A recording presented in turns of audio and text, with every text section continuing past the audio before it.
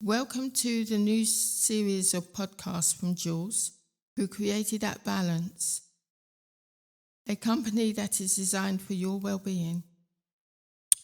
We provide workshop services for individuals, companies, and community groups.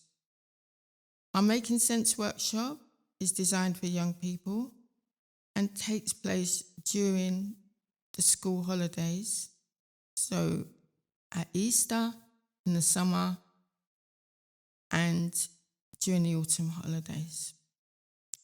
In these workshops, young people learn how to make a perfume using essential oils and learn to apply the scent to make different products.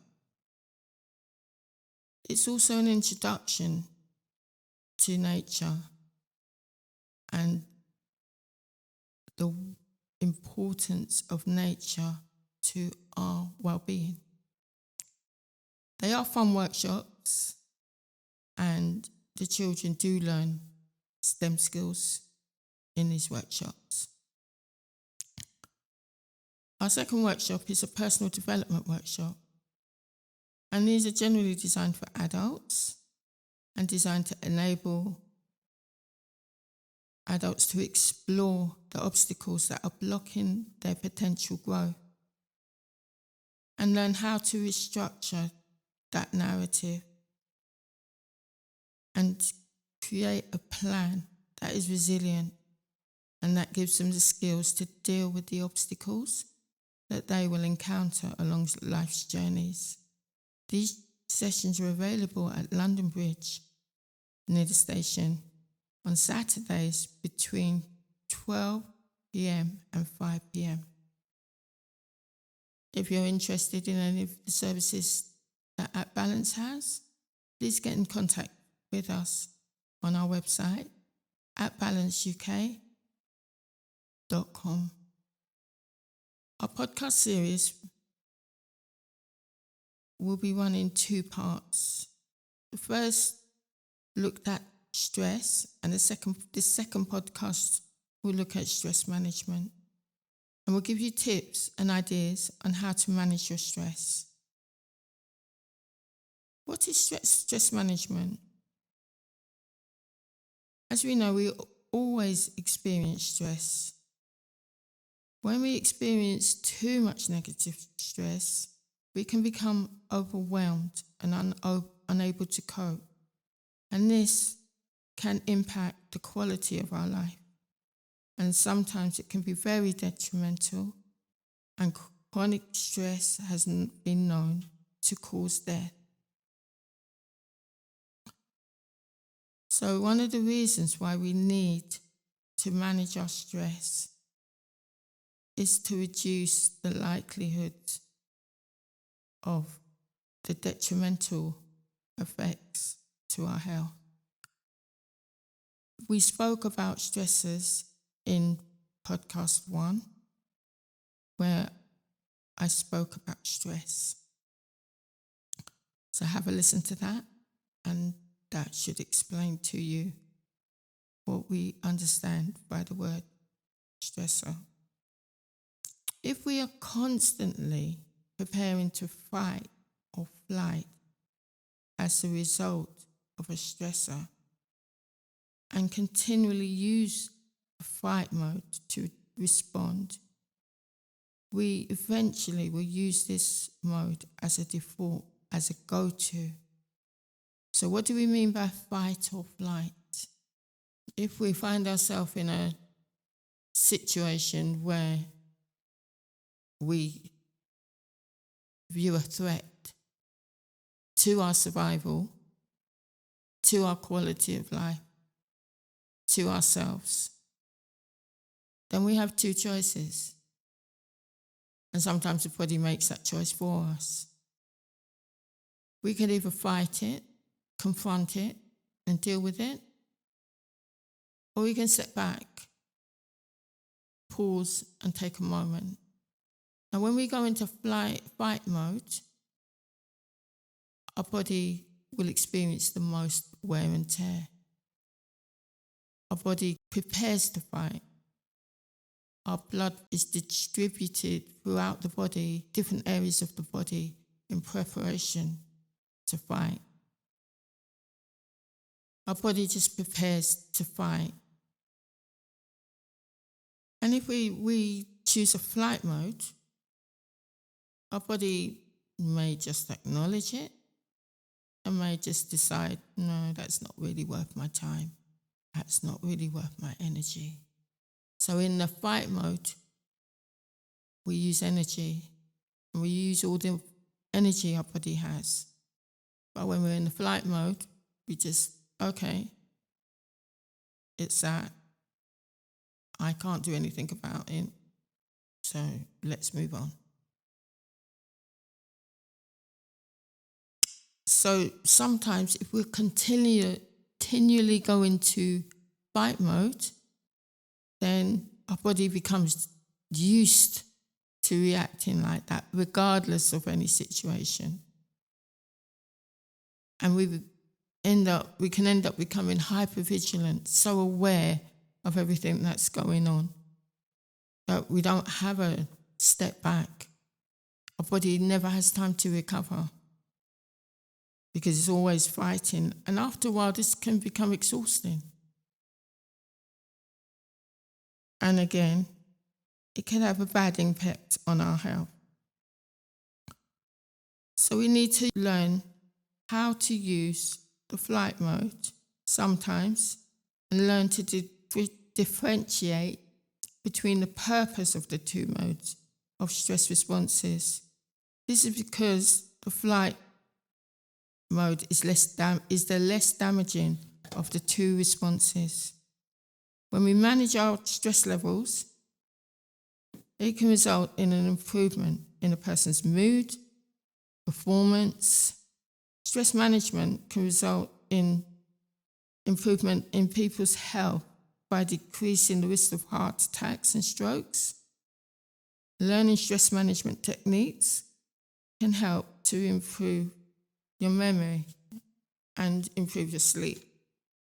What we're going to do now, I'm going to give you a little exercise that you can do at home. Breathing is what we do day in and day out. And if you don't breathe properly, that can bring on a stress response because your body needs the oxygen in your lungs in order to distribute it to the cells in your body that need it. Now, if you're not breathing properly and you're not filling your lungs with oxygen, then your body's going to feel starved of the right the nutrients it needs in order to remain in balance. One of the ways in which we can slow ourselves down is by developing good breathing habits. When we become aware of the way we breathe, we can use it as an effective technique in relaxation. Our first exercise is to develop an awareness of my breathing style. So find a space, make sure it's quiet, make sure nobody's going to enter into it. Lay on your back with your knees bended and the soles of your feet on the floor. Close your eyes and just be still. Place your hand just above your waistline at your stomach. Place the other hand in the center of your chest. Breathe as you would normally and focus on the way you are breathing. Which hand seems to rise the highest as you breathe in? Is it the hand on your chest or the hand on your stomach? If if it's the hand on your stomach, that is the correct way to breathe. If it's your hand on your chest, that's as far as your oxygen is going. It's not going, you're not getting your full amount of oxygen. So if your hand on your chest is raising higher, then you need to breathe in a little more deeply and try and get the hand on your stomach to become the highest. So if you're finding that, don't try and do it in the afternoon. Just try and do it every day for a few moments until you've got your hand on your stomach raising the highest. Because that's the correct way to breathe. And often, if we're panicking or if we have anxiety or if we have fears, it throws our breathing out of kilter. But if you know how to breathe properly in the first place, then you can be taking your deep breaths when you need to at these moments.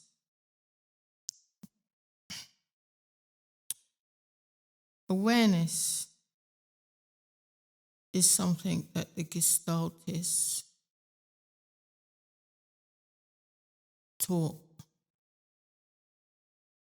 And it teaches us about responding to what arises within you. The Gestaltists believe that one of the barriers to individuals experiencing awareness of their health is through a tendency to only recognize deliberate action things that we can see in the here and now, such as a book, a door, or an action. They felt that individuals tend to be oblivious to actions that may be occurring in their bodies. And that is demonstrated by learning about the way we breathe, as an example. So in order to develop the technique of awareness, we're going to use a technique that is used in Gestalt, and it's called experiencing the body and the mind. And it should take about 30 minutes, and it's quite hard to do. I can remember the first time I did this exercise. I found it very hard. And when I explain the exercise to you, you'll understand. So you need to find a chair or settee or bed. And again, make sure you've got a quiet space that nobody can disturb. And the first thing you need to do is just be still.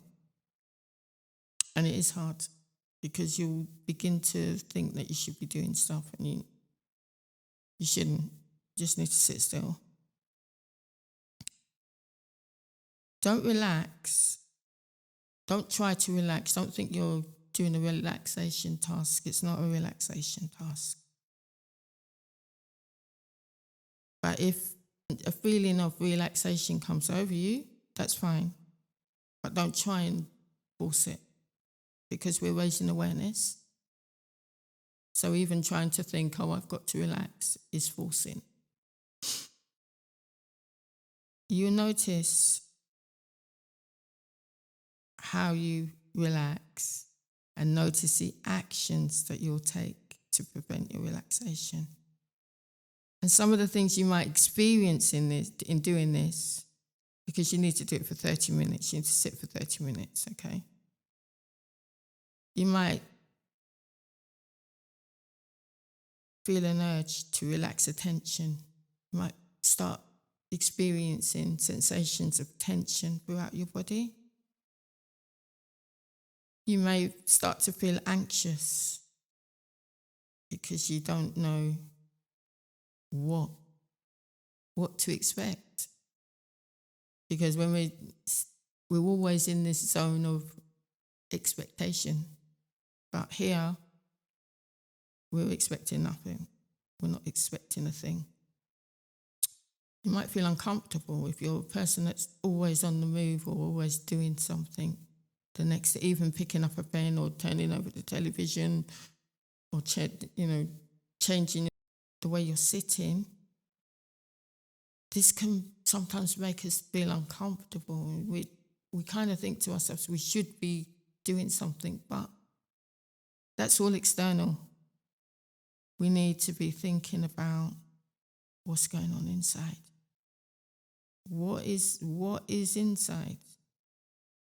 Because we know what's outside. But do we know what's inside of our bodies? Do you know what's going on? And you may feel the need to get up and end the exercise. If that happens, that's fine. But the exercise is for 30 minutes. So you might only be able to tolerate, say, 5-10 minutes. Build it up gradually. Because you could end up sitting there, stressing, thinking, oh, I've got to be sitting here for 30 minutes. No, you don't. Sit there for 30 minutes when you're ready to sit there for 30 minutes. And then you can find yourself daydreaming. That's one of my favourite things. I love to daydream. So, but what you're doing is just learning to be aware of what is going on around you, in you. Being aware of your whole environment, not part of your environment. So those are the 2 exercises I have for you today. Next time, we will look at using